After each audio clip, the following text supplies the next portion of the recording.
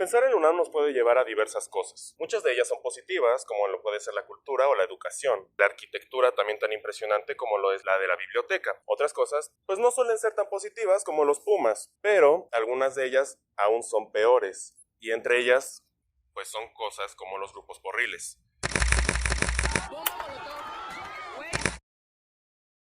Pero a todo esto, ¿qué son los porros? Los porros provienen, o bueno, eso se dice, de las porras de la UNAM, originadas en los equipos de fútbol. Pero en realidad su origen se remonta a lo que es el México revolucionario en 1929, cuando la universidad declaró su autonomía y había un contexto en el que se buscaba el poder y bueno, la influencia sobre la universidad.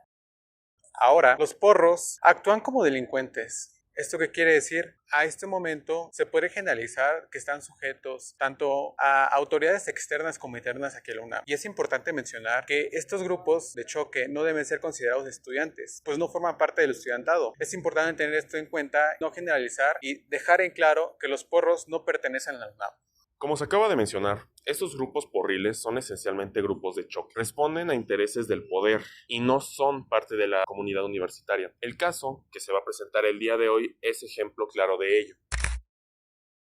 En 2018, los estudiantes de CCH Azcapotzalco iniciaron un movimiento muy fuerte. En este movimiento se pedía la resolución de diversos problemas administrativos y de seguridad. Dentro de los de seguridad había problemas como asuntos de abuso sexual, de acoso, además de precisamente la presencia de grupos porriles muy fuertes dentro de los planteles de estos bachilleratos. Al no obtener respuesta de parte de las autoridades universitarias, se organizó una marcha el día 3 de septiembre.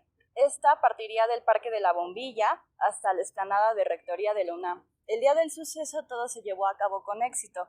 Sin embargo, al momento de realizar el mitin en este sitio, las cosas no sucedieron como lo previsto. Alrededor de las 3 de la tarde, apareció un grupo de entre 40 y 60 personas a golpear a los manifestantes, con la clara intención de disolver la protesta. El brutal ataque duró aproximadamente 30 minutos, dejando como resultado varios heridos, dentro de los cuales hubo hospitalizados de gravedad, entre ellos una persona que fue acuchillada y perdió su oreja. Y bueno, la seguridad de la UNAM que estaba haciendo, pues en realidad no mucho, según varios reportes y los mismos testigos. En realidad no es solo que no estuvieran haciendo nada, sino que posteriormente se demostró que fue el jefe de seguridad quien estaba dirigiendo a los golpeadores. Finalmente, los que realmente defendieron a los alumnos de bachillerato fueron los mismos estudiantes de las facultades cercanas. Pero después de un hecho tan brutal y vergonzoso, ¿qué acciones se tomaron? Por parte de las autoridades hubo una respuesta bastante contundente, pues hubieron suspensiones a elementos de seguridad y vigilancia UNAM, debido a que se comprobó sus implicaciones a través de fotografías. Las autoridades se comprometieron a erradicar a los grupos porriles, eso a través de acciones. Una de ellas fue la creación de mesas de diálogo, como la que se realizó en la Facultad de Filosofía y Letras, que lamentablemente no tuvo el alcance necesario, por lo que fue dejada de lado. Hubo una respuesta institucional de la Facultad de Filosofía que no había habido en mucho tiempo, con mesas de trabajo, y hubo un momento en el que muchos de nosotros que recordábamos todavía la huelga del 99 y las implicaciones que tuvo para la facultad, hubo un momento en que de verdad pensamos que este iba a ser el punto de inflexión que iba a obligar a Rectoría a hacerse cargo de la dinámica porril. De verdad nos la creemos, o sea, de verdad yo creo que hubo muchos profesores que dijeron este es el momento en el que la facultad va a cambiar y vamos a hacer, ¿no?, limpieza en el sentido más amplio de todas estas prácticas de violencia, y al final no pasó nada. La reacción del estudiantado fue inmediata. A las pocas horas del ataque ya se habían convocado paros en 2 facultades de Ciudad Universitaria, y al día siguiente se unieron más escuelas, sumando 22 planteles en huelga, entre ellos CCH, prepas y más facultades universitarias.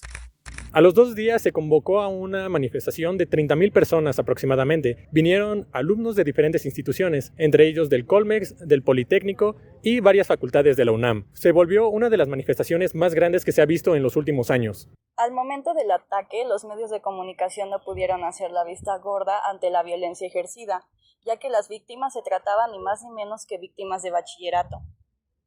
Esto no quita que las críticas no atacaron al problema real, puesto que simplemente se dirigieron a las autoridades como incompetentes y no como cómplices del ataque.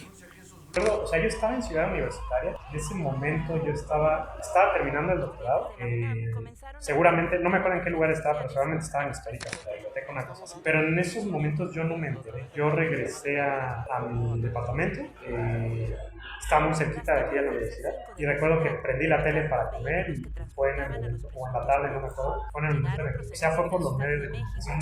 Como ya se mencionó, el movimiento posterior al ataque resultó ser uno de los movimientos estudiantiles más grandes de los últimos años.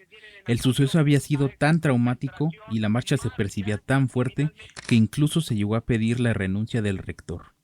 Pero al final, por diversas circunstancias, este movimiento se diluyó y terminó siendo olvidado poco a poco.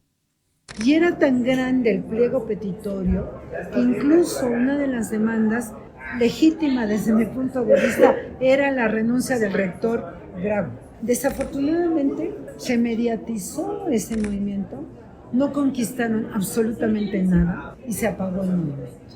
Y decepción que desde el punto de vista de recuerdo pues es muy complicado, porque justo después vino el paro feminista y después el COVID. Entonces creo que desde entonces, o sea, desde finales del 18 hasta la fecha, el tema de los porros dentro de la vida cultural pública de la facultad quedó totalmente diluido frente a otras problemáticas que no estoy diciendo que no fueran graves, ¿no? Pero sí, el tema de género y el tema de diversidades sexuales y el término del COVID aplastó totalmente el recuerdo y el discurso de qué hacer respecto a la violencia horrible.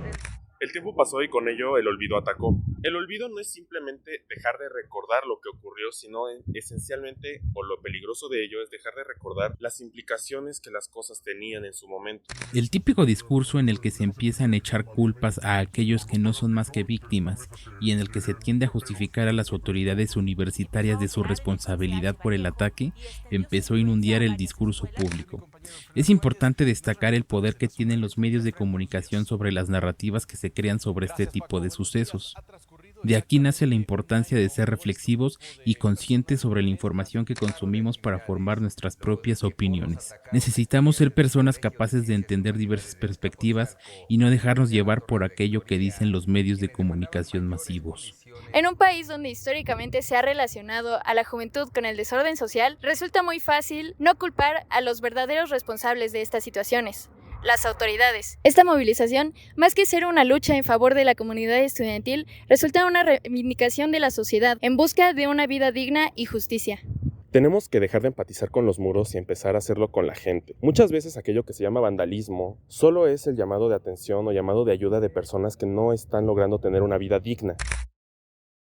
Así pues, debemos ser conscientes de que este tipo de movimientos no son únicos en su tipo, ni tampoco son externos al resto de la población. El 3 de septiembre de 2018 no es un caso aislado. Dentro de la universidad se han llevado a cabo muchísimos movimientos estudiantiles, de los cuales muy pocos han triunfado y conseguido algo debido a la represión violenta que se ha vivido desde hace décadas. El caso que hoy presentamos es el vivo ejemplo de lo que pasa día con día en el panorama mexicano. Es por eso que es imposible ignorarlo y evitar voltearlo a ver. En el momento en que campesinos realizan un meeting para un trato y salario dignos, cuando se exige a las autoridades por una repartición justa del agua para sustentar la vida de las familias involucradas, todo eso forma parte de la misma realidad que ha sufrido el país por décadas y que hoy en día siguen padeciendo los estudiantes ante los ataques de las autoridades. Todo está vinculado y a todos nos puede alcanzar un problema de esta índole. Nadie está exento.